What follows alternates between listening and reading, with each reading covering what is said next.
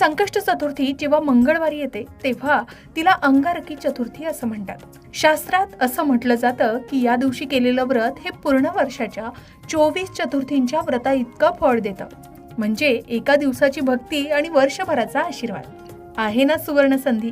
मग 5 मे रोजी पहाटे 5:24 चतुर्थी तिथीची सुरुवात होणार आहे आणि 6 मे रोजी सकाळी 7:51 ही चतुर्थी तिथी समाप्त होणार आहे.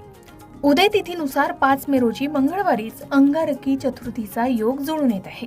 बाप्पाची पूजा करण्यासाठी या दिवशी पहाटे 5 वाजतापासून ते सकाळी 8 वाजेपर्यंत सर्वोत्तम वेळ असणार आहे. यावेळी अमृत काळ असल्यानं तुमची प्रार्थना थेट बाप्पापर्यंत पोहोचते.